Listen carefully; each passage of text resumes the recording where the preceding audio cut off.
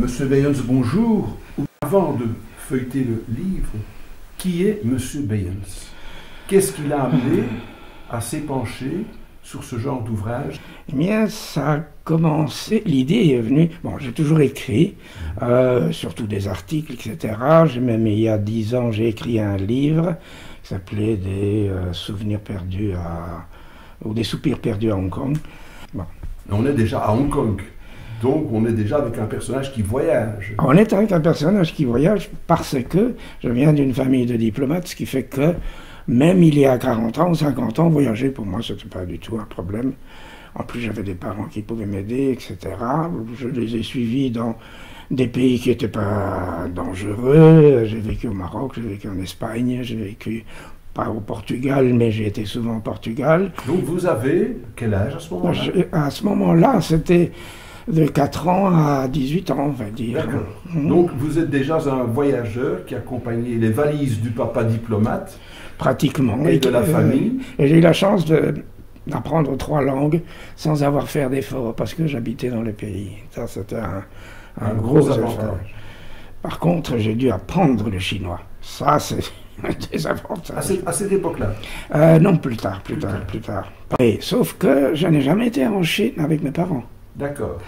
Mais, à l'âge de 14 ans, mon oncle et ma tante, qui étaient très à l'aise, recevaient beaucoup, c'était des mécènes, ce qui fait que tous les week-ends, il y avait tous les grands de ce monde.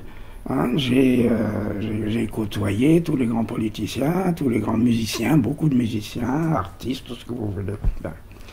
Il y avait une dame qui s'appelait Arlette de Pitré, qui ne vous dira probablement rien. Alors, pourtant, elle a écrit 2 ou 3 petits livres, et qui était l'arrière-petite-fille de la comtesse de Ségur. Bien. Et c'était une dame qui était beaucoup plus âgée que moi, elle avait 47 ans, et moi j'en avais 14.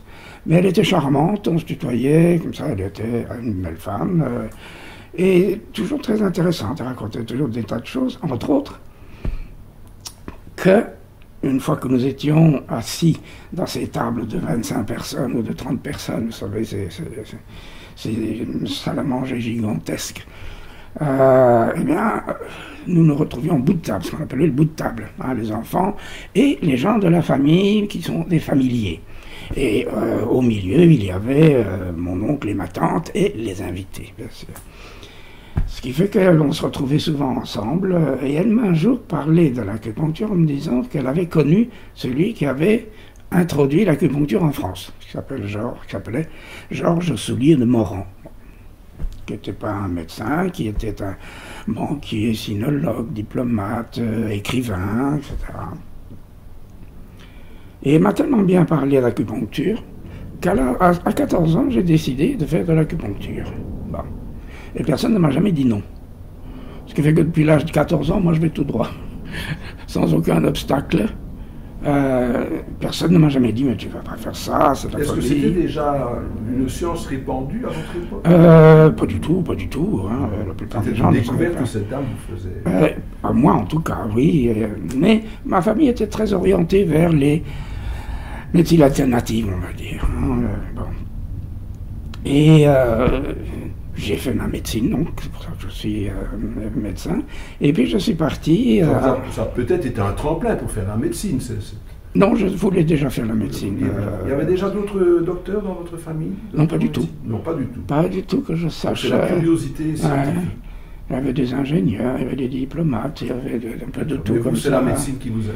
Et moi, c'était la médecine qui m'intéressait, mais vous savez, à 14 ans, c'était très vague. Et puis, paf.